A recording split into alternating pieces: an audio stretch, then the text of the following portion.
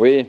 Ah, c'est vous? Oui, entrez, je vous en prie. Allez, venez vous installer. Tu m'as beaucoup dérangé, mais ça, c'est pas grave, hein. J'étais en train de finir justement ma session d'écriture. Ça tombe bien, puisqu'on avait planifié cette petite interview. Comment on écrit un roman selon Chris? Bah, du coup, j'écris tous les matins pendant 2-3 heures. Ça arrive que certains jours, je ne le fasse pas parce que du coup, il y a d'autres impératifs de la société ou alors la flemme, hein, tout simplement. Mais ça arrive assez peu souvent, donc du coup, là, j'avais fini. Là, je suis à la fin du chapitre 15, qui est l'un des derniers chapitres du roman. Et voilà, on peut commencer les questions si vous voulez. Quand as-tu eu envie d'écrire un roman pour la première fois? J'ai voulu il y a longtemps. Déjà, c'était avant le projet de la chaîne YouTube, donc il y a plus de 10 ans. J'ai pas toujours aimé écrire parce que vraiment, les bouquins qui m'ont donné goût à la lecture, c'était les Harry Potter. Après, j'ai lu beaucoup. Là, on peut en voir là, il y en a derrière nous aussi. Wow, voilà, après, j'avoue, je les ai même pas tous lus en vrai. Parfois, je les achète et puis je me dis, ouais, il faut que je les lise. En fait, j'ai vraiment annoncé que je voulais écrire un bouquin et le publier, c'était il y a 7 ans à peu près, pour la chaîne YouTube. Donc oui, ça fait quand même un petit moment maintenant que je fais mariner ça. J'écris mon roman depuis maintenant à peu près 1 an et demi. Ça s'appelait Nécro et Sacrocel, les gens s'en souviennent probablement encore, certains en tout cas. J'ose espérer qu'il n'est pas totalement mort dans la tête des gens. L'hiver dernier, avec le confinement, c'était le deuxième, ça commençait à être un peu relou tout ça. Il y a eu la fin en fait des projets de jeux vidéo. Du coup, il y avait un peu pas un laisser aller, mais en fait, j'ai beaucoup plus de temps libre, en plus confinement. Et je me suis dit, putain, ce serait peut-être bien si je reprenais ce roman ou reprenais un roman tout court et que j'allais au bout cette fois. Mais pour ça, je sais qu'il fallait pas que je me lance à tête baissée dedans. Écrire un bouquin, c'est beaucoup de boulot. Et surtout, c'est beaucoup plus de boulot qu'on peut l'imaginer, même quand on l'imagine. Alors, il se trouve qu'au début, quand j'ai fait Nécro et Sacrocel, j'avais pas assez imaginé l'ampleur du projet. C'est pour ça aussi que ça s'est arrêté. Mais là, quand je me suis lancé dans celui-là, j'ai pas totalement réalisé l'ampleur du truc. Parce que là, on a déjà 300 pages. Là, je viens de terminer la 300e page, mais c'est pas juste du blabla, c'est pas juste du texte entre guillemets, puisque comme chaque page est combinée avec une illustration et grosso modo une musique, ça fait aussi beaucoup de boulot pour les autres personnes qui bossent avec moi, donc j'essaye de manager ça, mais quand même à la fin du projet quand même, mais ça a été plus long que prévu. Voilà, au début je voulais que ça fasse dans les 200-250 pages, vous voyez, là on sera autour des 350 normalement. Le premier projet c'était un truc beaucoup plus ambitieux et je me suis dit, oh putain, je vais pas faire ça parce que je vais pas réussir à prévoir le truc, ça va durer 50 ans, au sens propre en plus. Je vais faire un petit bouquin pour commencer, entre guillemets. Finalement, ce petit bouquin, c'est celui-là. Il est pas si petit que ça, il est pas si microscopique que ça, et donc ça demande déjà beaucoup de travail. Donc je suis content, mine de rien, de pas être parti totalement en vrille. Ça, il y a eu quand même une certaine canalisation, on va dire. Que t'as appris l'écriture de ton premier roman qui n'a finalement pas abouti? Le premier bouquin, roman, tout ce que vous voulez, en fait, c'était, comme je l'ai dit, Nécro et Sacrocel. C'était une saga plus d'épique fantasy ou de fantasy dans un univers assez particulier, puisque c'était dans un immense désert de sel. Mais bon, qu'importe. Ça faisait trop Seigneur des Anneaux. Pas dans le décor, pas l'univers, etc., mais dans l'ampleur, en fait, du monde que je voulais créer. Si je voulais pas partir en vrille, il fallait que je me concentre sur quelque chose de plus maîtrisé et condensé, mais tout aussi intéressant. Et en fait, ça m'a appris quand même des trucs. Ça m'a appris justement à mieux me canaliser. En gros, j'ai commencé à y songer en octobre, novembre de l'année dernière. J'ai mis à peu près 2-3 mois, je pense, à peu près pour faire un plan. Et un plan, qu'est-ce que c'est? C'était vraiment, entre guillemets, réfléchir à tout ce qu'il va y avoir avant l'écriture. Pas me lancer, je me dis, oh, je sais pas ce que je vais faire en fait, mais peut-être j'ai une piste et je me lance dans l'écriture. Non, là, j'avais un plan, je savais l'univers, qui est pas non plus si compliqué que ça, parce que du coup, c'est quand même dans un monde contemporain, on suit des lycéens, etc. Il y a une dose de fantastique, etc. Mais ça va. 2-3 mois de travail, ça suffisait pour pouvoir aboutir à tout ce plan. Ensuite, je me suis dit, ok, dans ce chapitre-là, il y aura ça. Et du coup, j'avais fait 12 chapitres où il y avait toute l'histoire. Bon, là, en fait, du coup, dans les faits, il va y en avoir plus 18. Mais en même temps, c'est pas grave, puisque ça me permet de me rendre compte que entre ce que j'imaginais et ce qui est réel, c'est 50% de travail et 50% surtout de pages en plus. Pour moi, c'est important pour savoir, en fait, pour être capable d'estimer les choses. Et comme quand on lance des projets, savoir estimer au mieux, c'est quand même hyper important. Quand on n'est pas tout seul, c'est quand même une qualité plutôt importante et appréciable que je voulais avoir. Pour le premier, j'avais pas fait de plan. Et ce qui fait qu'au bout de 300 pages, je me suis dit, c'est pas si ouf que ça, en fait. Je l'ai pas fait lire, je peux pas dire si c'est bien, parce que mon avis n'est pas très objectif. Ça aurait pu être mieux si j'avais fait un plan avant. Vous voyez, en fait, c'est comme cadrer en fait un voyage qu'on va faire. Soit vous le faites un peu en mode YOLO et vous risquez de passer à côté de plein de trucs parce que du coup, finalement, vous n'avez pas bien calé. Tiens, là, en fait, c'est à cette heure-là qu'il faut aller. Là, c'est là et c'est là. Au final, votre voyage sera beaucoup moins dense et intense que si vous aviez bien cadré chaque chose. Voilà, c'est une sorte de parallèle. Quoique le voyage après, c'est pas grave, même s'il est plus mou. Là, le livre, s'il est mou, c'est con parce que du coup, des livres, il y en a des tas. Donc, on peut pas se permettre le luxe d'avoir un truc qui est un peu mollasson. D'où le fait justement d'avoir un truc très rythmé et où je sais où je vais.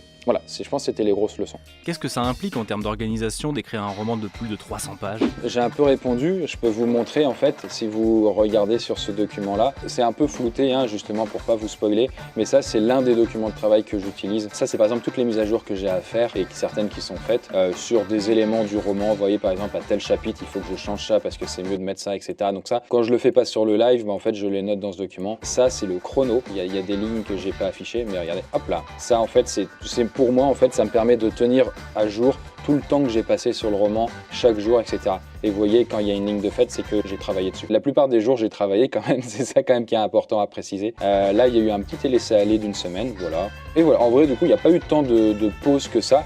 Et j'ai commencé l'écriture du bouquin le 8 janvier, donc voilà. J'écrivais à un rythme de 250 mots par heure, c'est-à-dire une page de texte pour moi. Une page de texte définitif que les gens verront, vous voyez. C'était à peu près le rythme que j'avais et du coup c'était important en fait, c'est satisfaisant aussi de tenir ce truc, ça nous permet de se motiver davantage. Après il y a différents trucs, là il y a la timeline, mais en fait je sais chapitre par chapitre les révélations qu'il va y avoir et les éléments importants en fait qui vont être lancés. Ça c'est l'un des premiers plans, donc je savais chapitre par chapitre les éléments importants à balancer.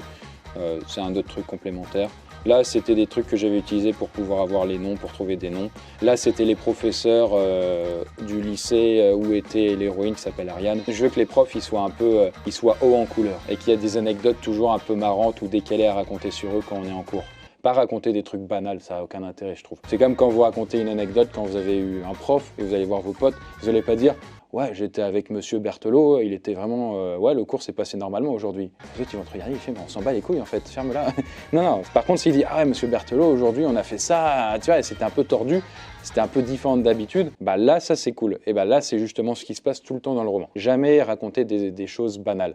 Après, vous n'êtes pas obligé d'aller aussi loin en fait là-dedans, mais moi, j'aime bien être complet et avoir un truc le max exhaustif. C'est aussi un petit travers ou un truc vraiment que j'aime beaucoup, quoi. C'est vraiment d'avoir des documents qui sont bien denses et après, c'est des documents en plus en vrai personnel, même si je pourrais les partager, Inch'Allah, un jour, quoi.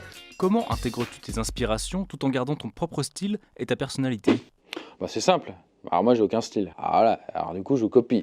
J'appelle ça du plagiat. C'est compliqué au tout début quand vous avez jamais écrit, je pense, mais moi il faudrait que je me replonge quand j'avais 15 ans, c'est là où j'ai vraiment commencé à écrire, maintenant j'ai plus de 30 ans. J'étais sur les forums RPG, etc. Donc c'était des trucs où on crée des personnages et on les faisait vivre, et ça m'a vraiment aidé à acquérir un style. Mais s'il fallait donner une source d'inspiration principale, très clairement c'est J.K. Rowling, hein, justement avec la saga Harry Potter encore une fois. Moi je me suis dit, moi je l'ai tellement adoré, j'ai tellement adoré son style, qui était à la fois facile d'accès en même temps, où il y avait plein de petites touches d'humour sans qu'on s'en rende compte, avec un univers ultra riche que je me dis, ici je pouvais m'inspirer de J.K. Rowling et avoir quelque chose qui soit aussi agréable à lire, en tout cas pour beaucoup de gens, ce serait top. C'était inconscient, hein, je pense, quand je l'ai su dit, et du coup ça m'a fait que mon style, il allait dans ce sens-là. Alors après, bien sûr, je précise que ce n'est pas une copie de J.K. Rowling, vous vous rendrez compte par vous-même que ce n'est pas le cas, j'espère.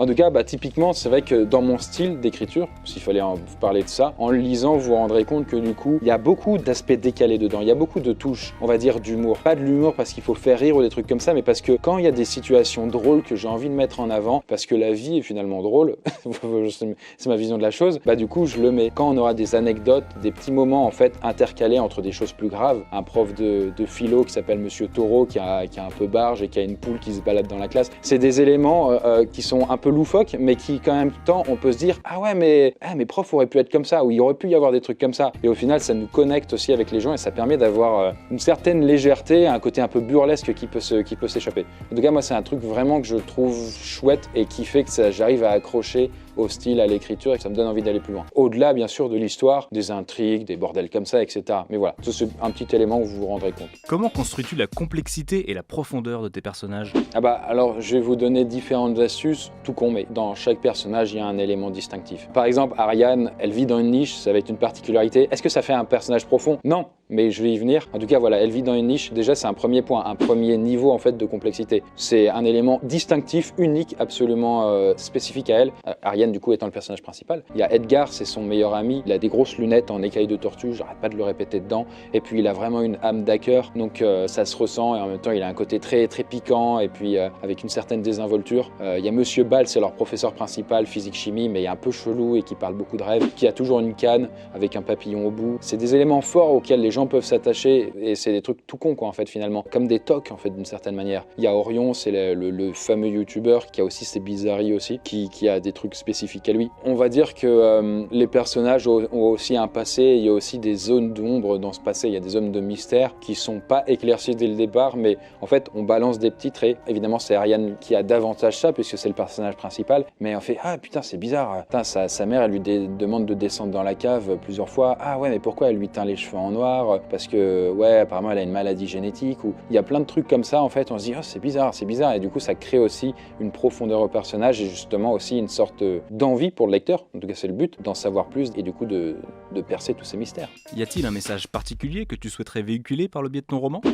Il va y en avoir on va dire deux. Il y en a un, si je le dis, ça va pas mal teaser, ça va pas mal spoiler, je dirais même. Je pourrais pas le dire.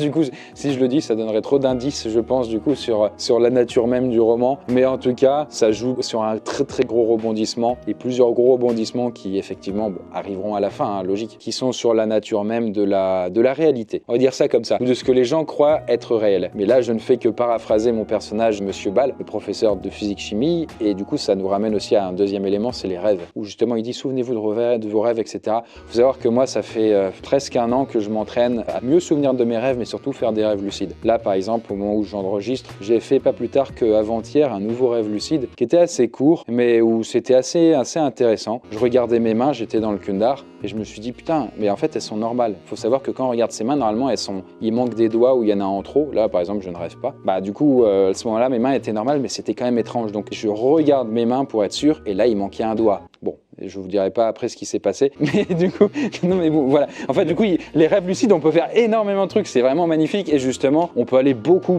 plus loin que ce que les gens peuvent soupçonner. Et justement, c'est aussi un élément important du roman, mais ça le sera davantage encore dans les romans qui suivront, si j'ai l'occasion et la chance de pouvoir les faire.